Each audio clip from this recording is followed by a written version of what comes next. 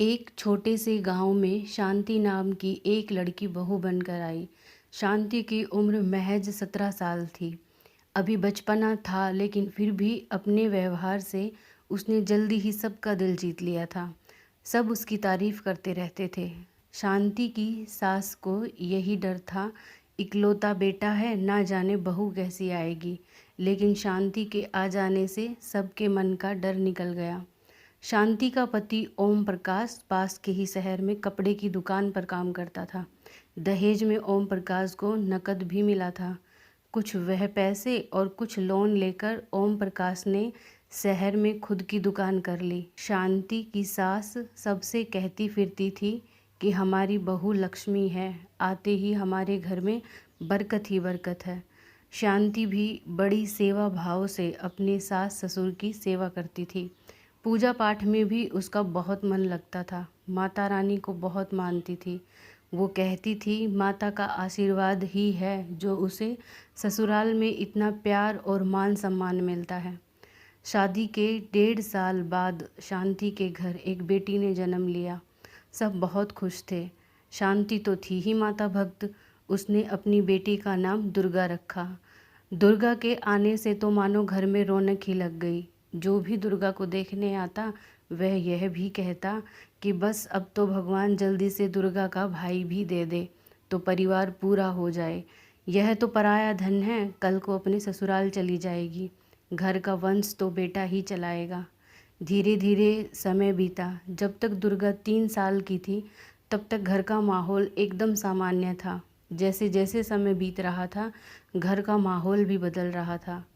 शांति की सास दबी जुबान में 2-4 बार कह चुकी थी, अब दुर्गा का भाई भी आ जाए तो अच्छा हो। दुर्गा 4 साल की होने को आई। इतना अंतर तो बहुत होता है दो बच्चों के बीच। शांति नज़रें झुकाए बस सब सुनती रहती थी। एक दिन शांति की सास ने अपने बेटे से कहा कि आज वह दुकान ना जाए, बहू को लेकर डॉक्टर के पास जाना है। ओम प्रकाश मान गया और तीनों लोग डॉक्टर के पास जाने के लिए शहर की तरफ चल दिए।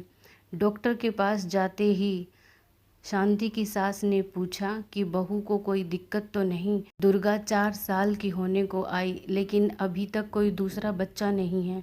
डॉक्टर ने कुछ जांच करवाई और कहा कि ऐसी कोई बात नहीं है, आप चिंता मत कीजिए, सब ठीक है। आपकी बहू को थोड़ी कमजोरी है और कुछ नहीं।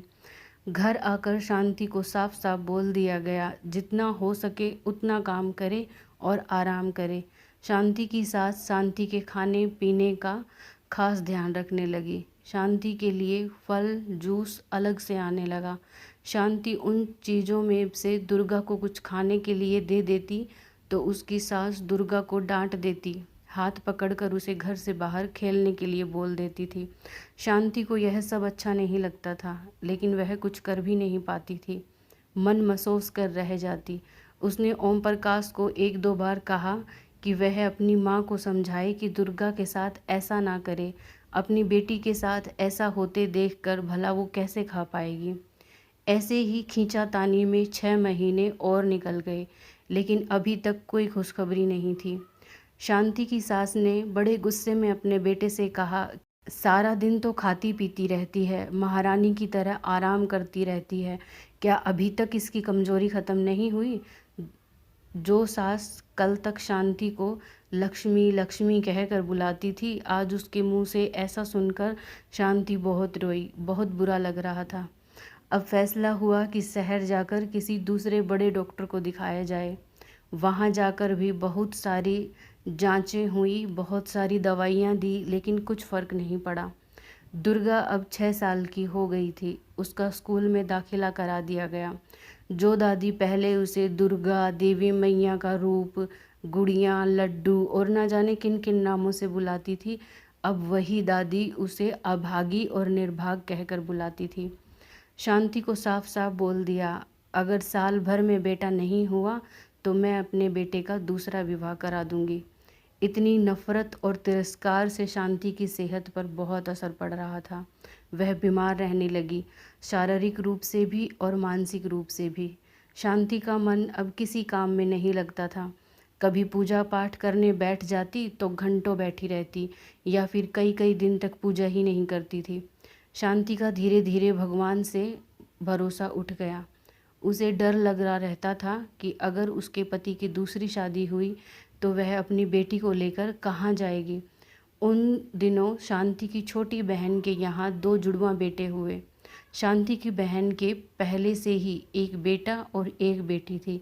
शांति ने जुड़वां बेटों में से एक को गोद ले लिया। शांति की सास इस बात से बिल्कुल खुश नहीं थी, लेकिन ओम प्रकाश ने दूसरी शादी के लिए साफ साफ मना कर दिया तो कोई और चारा भी नहीं बचा। अब शांति धीरे धीरे फिर से ठीक होना शुरू हो गई, और जब वह लड़का 7 बरस का हुआ तो उसे निमोनिया हो गया। 10 दिन तक हॉस्पिटल में एडमिट रहने के बाद उसने दम तोड़ दिया। अब शांति पूरी तरह से टूट चुकी थी, जीना नहीं चाहती थी। 2-3 बार उसने मरने का प्रयास भी किया, लेकिन किसी न किसी तरह जान बच जाती। शांति की सास भी समझ चुकी थी कि उनकी किस्मत में पोता है ही नहीं। अब उसे शांति पर भी बहुत तरस आता था। शांति को कभी अकेला नहीं छोड़ती थी।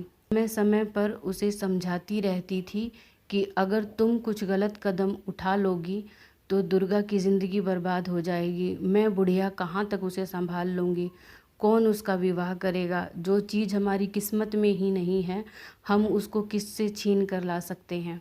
सास के व्यवहार में आए बदलाव और इन बातों से शांति पर कुछ असर होना शुरू हुआ। सबने अपने मन को समझा लिया। दुर्गा अब 19 साल की हो गई थी। घर में उसके रिश्ते की बातें चलने लगी। अब शांति को एक नया डर सताने लगा। वह सोचने लगी, कहीं दुर्गा के साथ भी मेरी तरह हुआ तो क्या होगा। वह भगवान के आगे बैठकर हाथ जोड़कर भगवान से मन्नत मांगना चाहती थी कि उसकी बेटी के साथ ऐसा ना हो, लेकिन चाह कर भी ऐसा नहीं कर पा रही थी। जब से उसका गोद लिया हुआ बेटा ख़त्म हुआ था, तब से उसने भगवान के दर्शन ही नहीं किए थे। ना कोई पूजा पाठ करती थी, बल्कि उसे मंदिर की तरफ देखना भी अच्छा नहीं लगता था।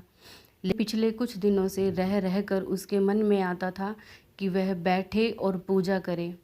नवरात्रि का समय चल रहा था। पड़ोस में माता रानी के भजन हो रहे थे।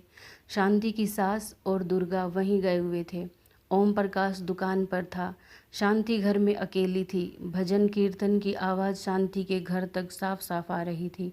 शांति बैठकर भजन सुनने लगी।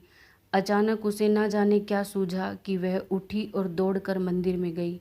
वहां जाकर उसने मंदिर की सफाई की, माता रानी की फ़ोटो को हाथ में उठाया और गले लगाकर खूब रोई, जैसे कि सालों बाद अपनी माँ से मिली हो। और फिर उसने अपने आंसू पोंछे, माता रानी से माफ़ी मांगी और पूरे मंदिर को अच्छे से सजा दिया, दिया जलाया। उसकी नज़रें फिर से माता रानी के फ़ोटो पर पड़ी। वह सोचने लगी कि कहाँ एक टाइम पर वह बिना माता रानी की पूजा किए खाना तक नहीं खाती थी, और कैसे उसने इतने सालों तक माता रानी के दर्शन भी नहीं किए। यह सोच सोच कर उसे फिर रोना आ रहा था। शांति कभी माता रानी से शिकायतें करती तो कभी माता रानी को धन्यवाद करती कि चलो कम से कम उसे एक बेटी तो है, वरना दुनिया में ऐसी भी औरतें हैं जिन्हें बच्चा होता ही नहीं है। पड़ोस में भजन कीर्तन ख़त्म हो गया, लेकिन शांति की बातें ख़त्म नहीं हुई। दुर्गा और दुर्गा की दादी घर वापस आ गए। आकर जब उन्होंने देखा शांति को ऐसे पूजा करते हुए, तो वे बिना बोले दूसरे कमरे में चली गई। जब शांति पूजा करके उठी तो उसके चेहरे पर अलग ही चमक थी। आज उसे देखकर फिर से वही पुरानी शांति सबको याद आ रही थी, जो ना जाने कहाँ खो सी गई थी। शांति ने पूजा पाठ का जिम्मा फिर से अपने ऊपर ले लिया। अभी नवंबर का महीना चल रहा था। दिसंबर में पड़ोस में ही दुर्गा की सहेली की शादी होने वाली थी। दुर्गा ने अपनी माँ से कहा कि तुम मेरे साथ शहर चलो, मुझे नए कपड़े दिला कर लाओ। दादी अब बूढ़ी हो गई हैं, कितने सालों से तुमने मुझे कपड़े नहीं दिलाए। शांति ने मना कर दिया, लेकिन फिर अपने सास के कहने पर वह जाने के लिए तैयार हो गई। वह तो भूल ही गई थी कि वह आखिरी बार शहर कब गई थी, कुछ सामान खरीदने के लिए। यूं हॉस्पिटल तो आती जाती रही है। दोनों माँ बेटी बाजार पहुंच गए। सामान खरीदने के बाद दुर्गा ने शांति से कहा कि चलो माँ, पिताजी की दुकान पर चलते हैं, तुमने तो काफ़ी समय से देखी ही नहीं। दुर्गा और शांति पैदल पैदल ओम प्रकाश की दुकान की तरफ चल पड़ी। अभी कुछ ही दूर चली थी कि शांति एकदम से चक्कर खाकर गिर गई। लोगों की भीड़ इकट्ठा हो गई। ओम प्रकाश की दुकान वहाँ से ज़्यादा दूर नहीं थी। दुर्गा और ओम प्रकाश ने शांति को उठाया, ऑटो लेकर घर आ गए। सबने सोचा कि सालों बाद घर से निकली है, इतनी भीड़ में घबराहट की वजह से चक्कर आ गया होगा। बात आई गई हो गई, लेकिन अब शांति को कभी भी चक्कर आ जाता था। सबको चिंता होने लगी। एक दिन ओम प्रकाश शांति को लेकर डॉक्टर के पास गया और जाकर सब कुछ बताया। डॉक्टर ने कुछ ज़रूरी टेस्ट किए। रिपोर्ट आई तो उसे देखकर ओम प्रकाश को कुछ समझ नहीं आ रहा था। ओम प्रकाश को लगा कि रिपोर्ट किसी और की रिपोर्ट से बदल गई है, क्योंकि रिपोर्ट के अनुसार शांति प्रेग्नेंट थी। ओम प्रकाश ने नम आंखों के साथ शांति को रिपोर्ट के बारे में बताया। शांति तो फूट फूट कर रोने लगी। कितने सालों तक इस पल का इंतज़ार कर रही थी। अब जब उसने उम्मीद ही छोड़ दी थी तो फिर यह सब। ओम प्रकाश डॉक्टर के पास वापस गया और डॉक्टर से पूछा कि उन्हें क्या करना चाहिए, क्या शांति बच्चे को जन्म दे सकती है। तो डॉक्टर ने कहा कि शांति में कोई दिक्कत नहीं है, आप घर जाकर सलाह मशवरा कीजिए, किसी लेडी डॉक्टर से बात कीजिए, वह कुछ जांच करेंगी। रास्ते भर शांति की आंखों के सामने पिछली घटी हुई सारी घटनाएं घूमती रही। घर आकर ओम प्रकाश ने बहुत झिझकते हुए अपनी माँ को बताया। माँ की तो आंखों से आंसू ही नहीं रुक रहे थे। इस बारे में किसी ने ज़्यादा बातें नहीं की। अगले दिन सब सोच समझ के सब ने फैसला लिया कि भगवान ने जब इतने सालों बाद गोद भरी है तो कुछ तो इसका कारण होगा ही। अब सब कुछ भगवान पर छोड़ देते हैं और किसी लेडी डॉक्टर से बात करते हैं कि वह क्या कहेंगी। 2 दिन बाद शांति और ओम प्रकाश शहर गए और डॉक्टर से अच्छे से बात की। ओम प्रकाश बार बार यही पूछ रहा था कि शांति को तो कोई परेशानी नहीं होगी ना। डॉक्टर ने उनको अच्छे से समझा दिया कि इसमें कोई परेशानी नहीं आएगी, बस इतना है कि ऑपरेशन करना होगा, इसलिए शांति को अपना खूब ध्यान रखना है। दोनों पति पत्नी घर आ गए। शांति की सास ने न खुद किसी को बताया और किसी को बताने के लिए मना भी कर दिया। कहा कि समय के साथ जब सबको धीरे धीरे पता चले तो चले, हम अपने आप से नहीं बताएंगे। छठा सातवां महीना लगते लगते आस पड़ोस और रिश्तेदारी में सबको पता चल ही गया। जो भी सुनता यही दुआ करता कि जब इतने सालों बाद भगवान गोद भर रहा है तो बेटा ही दे। और सबकी दुआएं रंग लाई। ऑपरेशन से ही सही, लेकिन शांति को बेटा हो गया। माँ बेटा दोनों एकदम स्वस्थ।